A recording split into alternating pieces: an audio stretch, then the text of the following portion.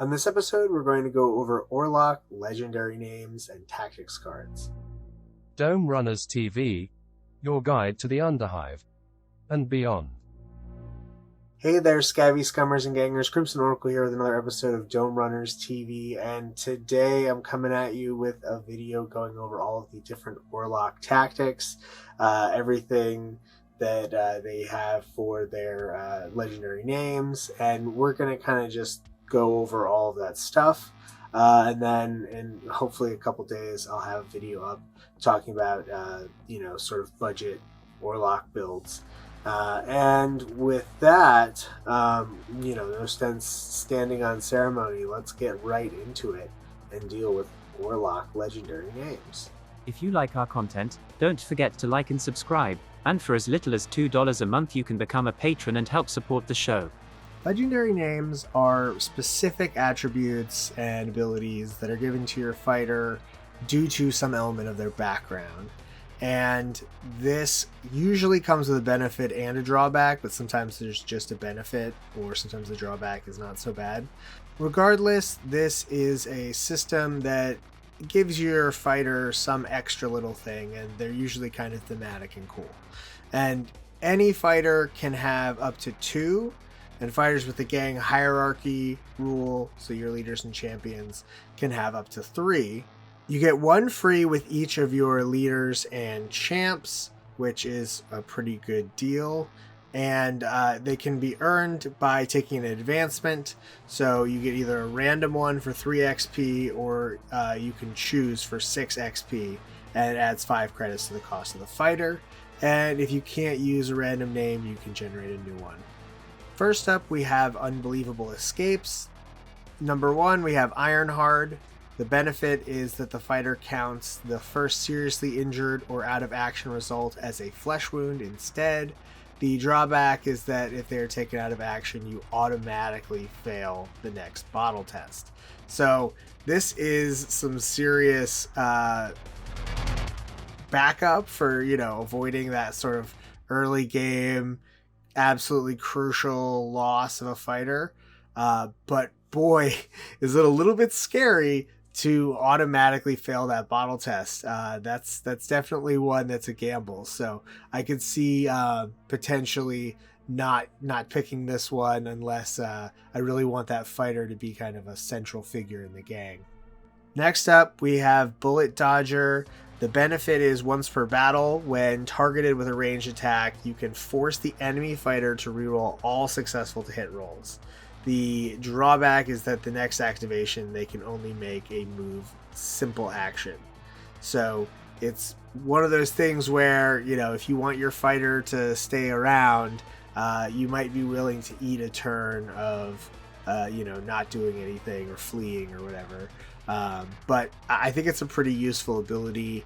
If you're getting really lit up, it can be a little bit of insurance, to help ensure that you don't get blasted, especially if someone's blazing away, guns blazing with 2 pistols, and they're getting to roll multiple to hit dice. Being able to force them to reroll is really clutch. Badzone Legend. The benefit is that you can make a 3-up save against environmental damage. The drawback is that the next activation after this ability has been used, you cannot initiate or take part in group activations. This one is awesome. If you're playing in the Ash Wastes and environmental damage is like a frequent thing that you encounter, this is a fantastic backup to have. And the next activation thing, not being able to partake in group activations, that doesn't bother me that much. I know other people's strategies might rely on kind of group activating more, but I kind of like to keep my options open on that front. So definitely one that I would consider taking. Promethium-Proof Killer. The benefit is that you ignore the effects of Blaze. The drawback is that you cannot benefit from or use leading by example. This is a pretty good trade-off. Blaze can be really disruptive. Not just the fact that it hurts you, the fact that it will completely derail what that fighter should be doing. It's really one that, if you can avoid it, is great. So this is a no-brainer. Slippery Scummer. The benefit is if you are captured, you can choose to have another fighter captured instead. The drawback is that if the ability is used, you cannot attempt a rescue. So you are essentially choosing the ability to never have this fighter get captured, but the downside is that you're going to have to sacrifice someone to the meat grinder in order to actually pull that off. So it's pretty brutal, but sometimes the juice it's gotta go. So I really like the idea that like this guy is constantly going out into the field with up and coming gang fighters and just tossing them aside to get captured when he's trying to get away. Like, that's very, very, very great visual there.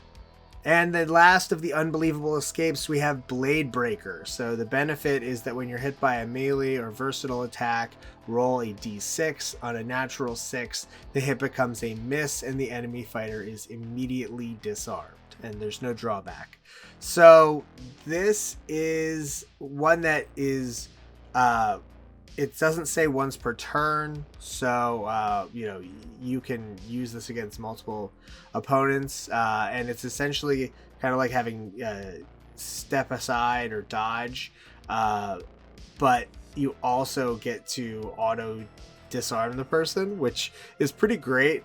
A 6-up save is not gonna like save you most of the time, but it is one of those things that when you pull it off, the image of like the Death Maiden coming at you and you just sort of like slipping away and sort of judo throwing and like while you're at it knocking the swords out of her hand, it's pretty perfect. And we have Impressive Leadership as the next category. The first one, Bigman. When group activating, they can include fighters within 6 inches rather than 3 inches. And the drawback is they reduce the benefit of cover by 1. So this is kind of the opposite of the one where you're really trying to keep a character alive. This is one where you get an absolutely awesome 6-inch group activation range. Take this fighter, take it on a leader, give them the commanding presence skill and also a couple of pets, and suddenly you've got this entire squad moving up, all activating at the same time. So it's definitely one that I would consider using for certain strategies, but it of course is situational because your leader is going to be taking a lot of incoming fire, and -1 cover, it hurts. Next up we have Lucky. Benefit, once per battle, you change the result of any dice to a 6, and you can decide to use it after rolling. The drawback is that in a battle that uses reinforcements, this fighter's card must be placed in the reinforcement deck. So this is a really, really useful ability every game, and it will only come up when this fighter is in a mission with reinforcements on the drawback side. So this one is, I think the trade-off is very much worth it. I really like it a lot, and I think that them always just sort of not being near the heart of the fight is kind of a funny thing for them to be experiencing. Impressive Scars. The benefit, as long as a friendly fighter has line of sight to this fighter, the distance between them does not matter for leading by example special rule. And the drawback is that you must reduce the number of fighters you can group activate by 1. So this is another good one. It's a useful ability to have, and I think one that you're definitely not. You're making a choice to kind of take a champion and have no group activation with them, or take a leader and knock them back to 1, or take a skill to compensate to get back up to 2. And I think that if you use group activation a lot, I would probably stay away from it. But I don't personally need every champion to have group activation, so I could see taking it. Too pretty for Primus. The benefit: if this fighter is still on the battlefield at the end of the battle, they earn an extra 2d6 by 5 credits. The drawback is that if a double is rolled, they're added to your opponent's stash instead.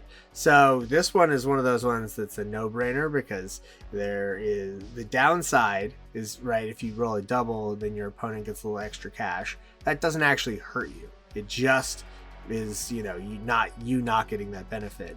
And I'm sure it'll suck when you give 60 credits to someone, but most of the time this is going to be putting extra money in your pocket. And if you put this on one of your leaders or champions, you're going to want to try to keep them alive. You're going to invest in armor for them, that kind of stuff. So you're already taking a durable character and giving them this ability to generate extra cash is just a good idea. Iron Stare. The benefit is that enemy fighters wishing to target this fighter with a ranged attack have to pass a cool check if the fighter has line of sight to that enemy fighter. In addition, the fighter never counts as the closest fighter for the purpose of target priority. This one's an absolute winner. Your enemy fighters having to pass a cool check anytime you have a chance of interrupting that sort of process.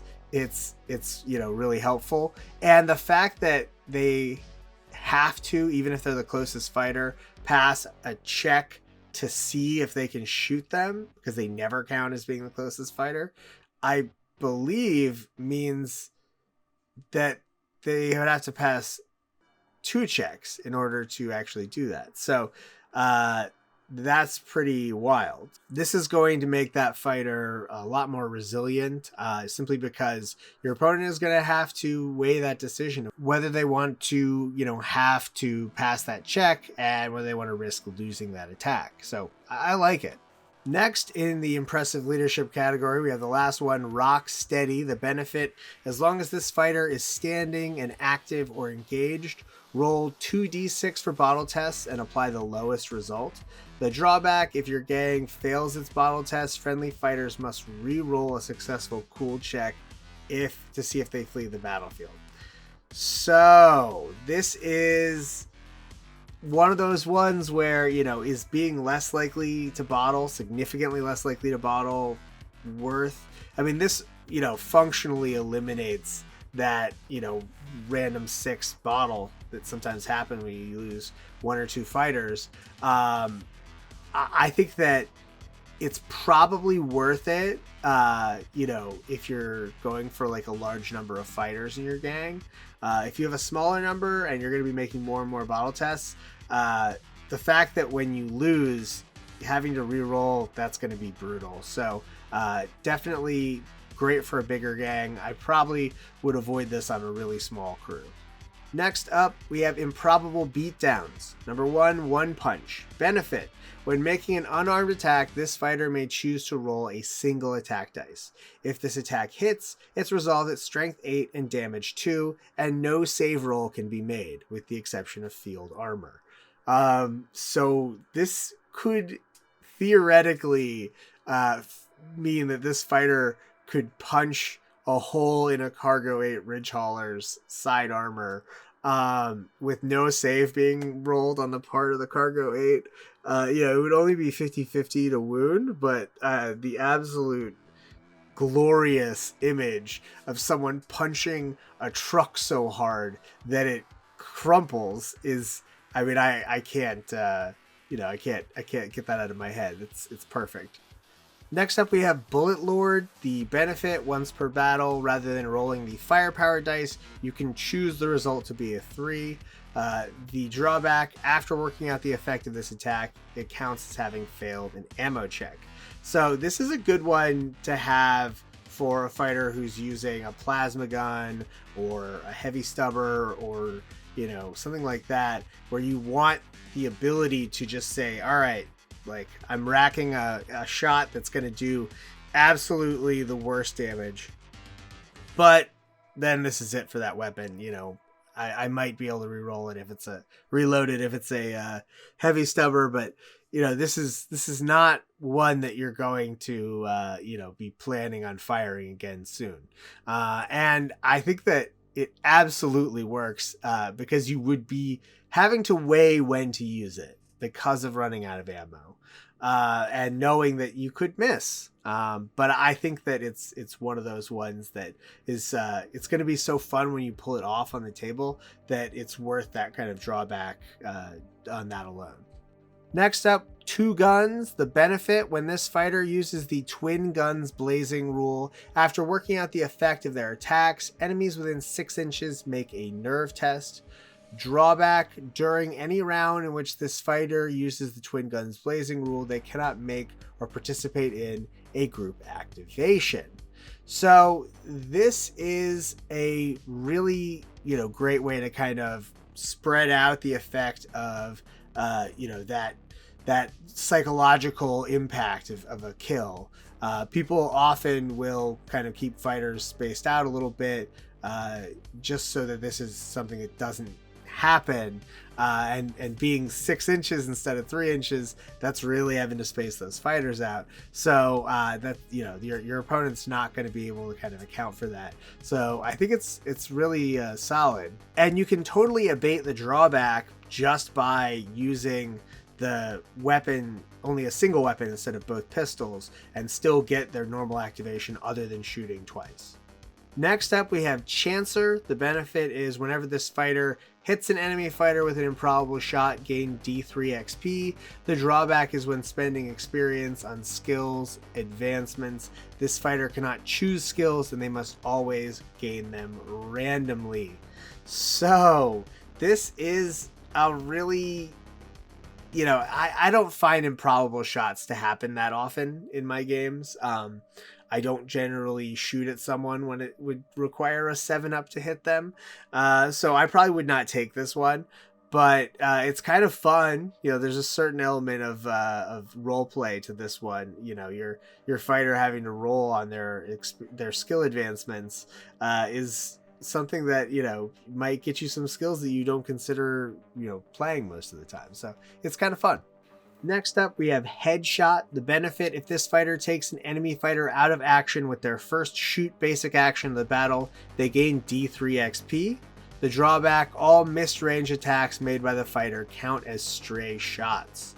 So this does mean that there is a chance that you will, hit your friends, but this is one of those ones that I think most of the time is going to be worth it, because it's not even going to come up that often, because you probably take it on someone who is, leader or champion who's already got a decent ballistic skill. Gaining D3 XP for taking a fighter out of action once a game is really fun. That really can help speed up that process of gaining new abilities. So I like it a lot. Next up, we have the last of the legendary names, One Shot. Benefit: once per battle, this fighter can choose to automatically hit with a ranged weapon attack without the rapid fire X or blast X traits. The drawback: if this fighter can take a shoot basic action during their activation, they must do so. When this fighter uses this ability, they must still roll a firepower dice.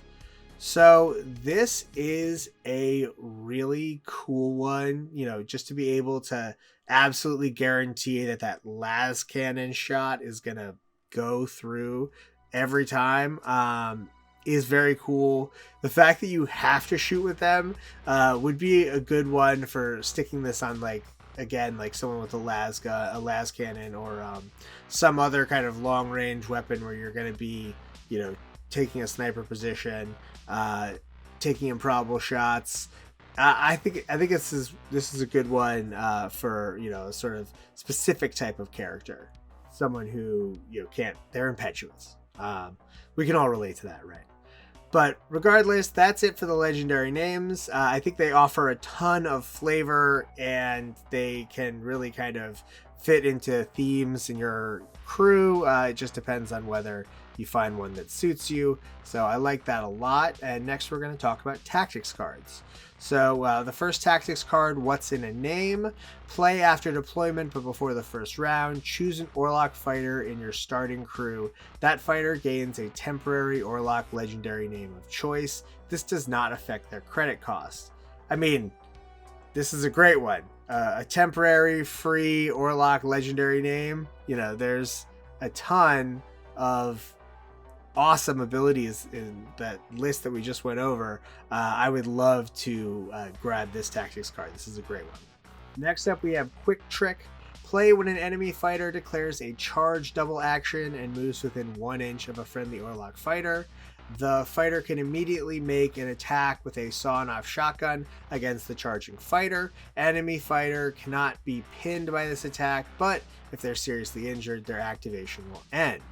So this is a really thematic, great image. Fighter pulling a sawed-off up out of their coat and just letting one off as someone's about to dive on them and finally gut them. And when it goes off, this is glorious. And then when you miss, it's even funnier, because that's also kind of a trope. The person quick draws at the last minute, and then the hero knocks it away or whatever. So I think it works on either end.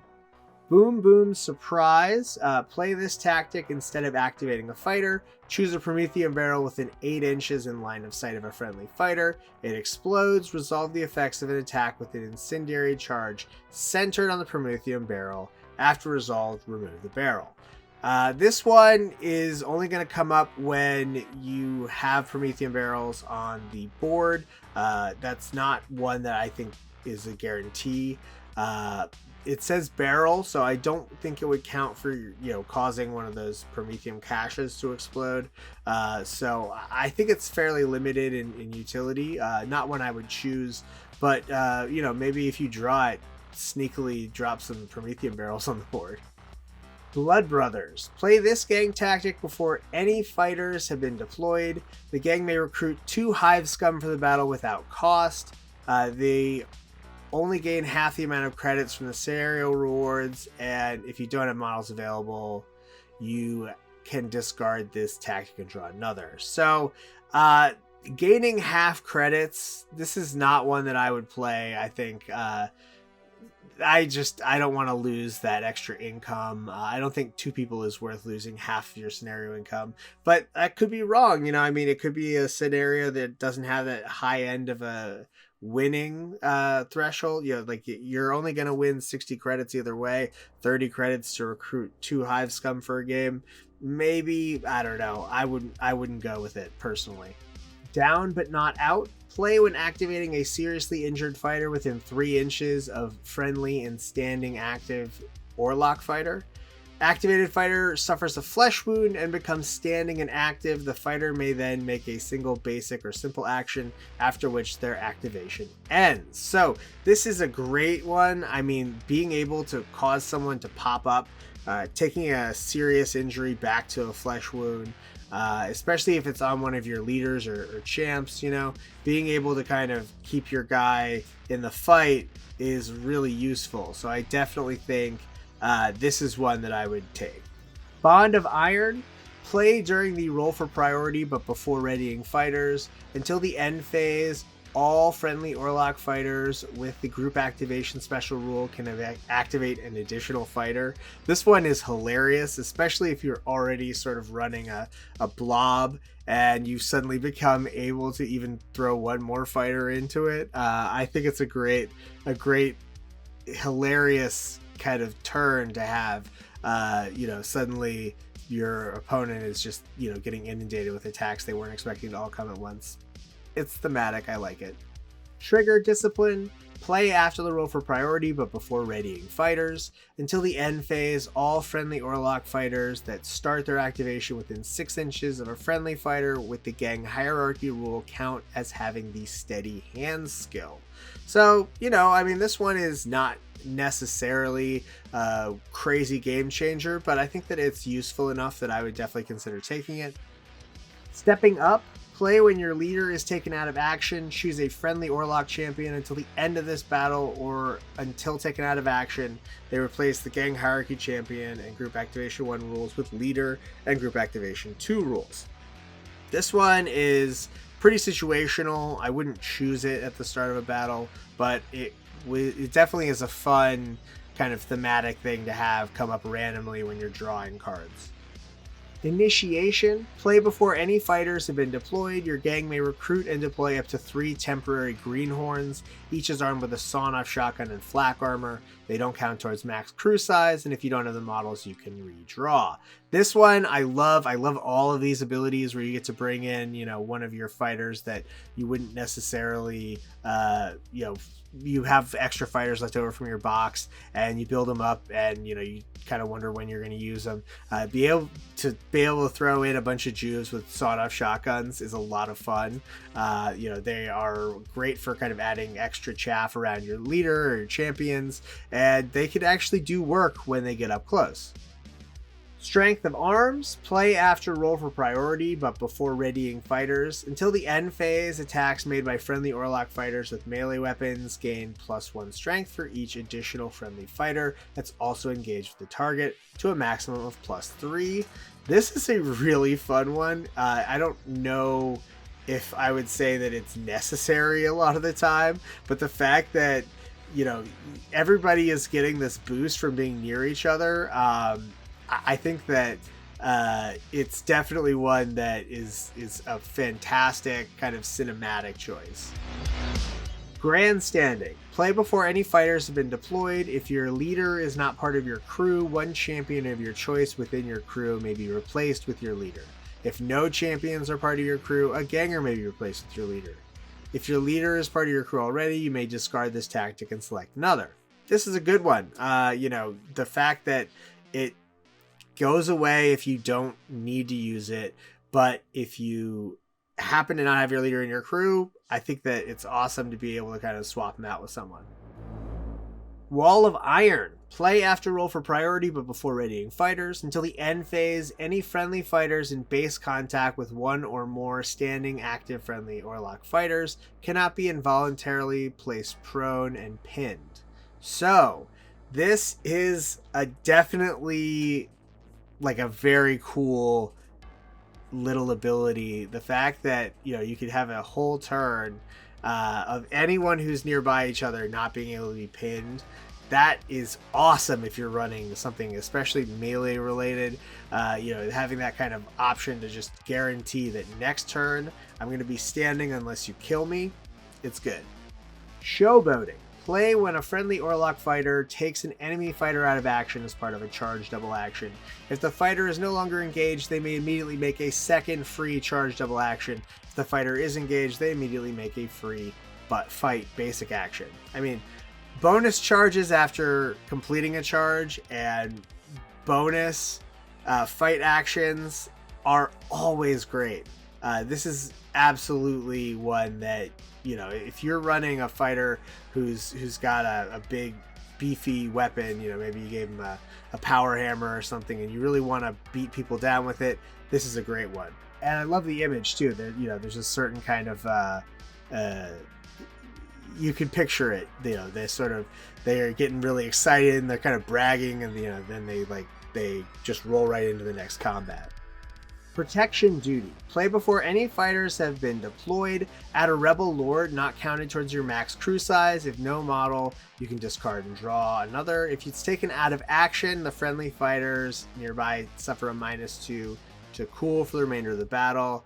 Your gang loses 5 reputation, and the gang that took them out gains 3 reputation. Oh boy, so this one is, that's not a great downside if they happen to get taken out. Rebel Lords are tough. They are great combatants. I would probably use it just because it's fun to put my Rebel Lord models on the table. But that if you get taken out of action, that's gonna really impact your gang's functionality. And then losing 5 rep, that's just cold. So, this one is a lot of high risk, high reward. Seismic Surprise. Play when a friendly Orlock fighter performs a shoot basic action with a frag grenade. Until the end of their activation, the fighter's frag grenades gain the Seismic trait. Who's not going to love that? It's a fun, really over the top, just little nifty bonus that you can tack on. I would definitely take this. Up close and personal, play after roll for priority but before readying fighters. Choose up to 3 friendly Orlock fighters. Until the end of the battle, any sawn-off shotgun carried by them gains the sidearm trait. So this is one that if I knew I was choosing my tactics cards every game, I would consider taking this every game, because sawn-off shotguns as pistols in close combat is just hilarious. And I would put sawn-off shotguns on more fighters. I definitely would. So this is a great one. Definitely recommend.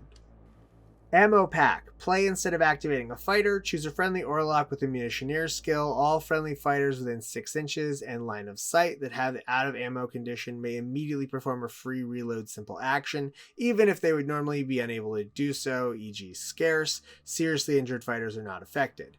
This one I think is really cool. You have to have someone who has munitioneer for it to even be usable, so that's definitely going to limit who takes it, but I love munitioneer anyway, and the fact that you can just give everyone a free reload action just really enables you to kind of extend out that already cool ability to, help people reload. So I'm into it. And the last of the Orlock Tactics cards, Tough as Nails. Play after the roll for priority, but before ready fighters.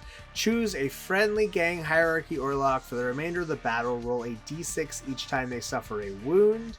Roll separately for each. On a 2-up, the wound is ignored. On a 1, suffer the wound and discard. If they suffer an injury without a wound, discard. So this one, the fact that you are giving yourself basically a free 2-up on each wound suffered, it's definitely useful. You lose the card as soon as you fail that once, so that's not great, but this is going to make someone absolutely unkillable. And if you give this to someone who's already got an ability like Iron Stare, where you could force people to have to take a cool check in order to shoot you, and then if they do shoot you, you can just shrug it off on a 2-up. Absolutely beautiful. Thanks to Carl Casey at White Bat Audio for the show's music. And thanks as always to my patrons. You guys make all of this that I do possible. Your support is essential. Thank you. And of course, anyone who would like to support the show, you can do so for as little as $2 a month over at patreon.com/domerunners. And of course, don't forget to check out the podcast, domerunners.buzzsprout.com. And everybody out there, please stay safe and don't forget to change your paint water.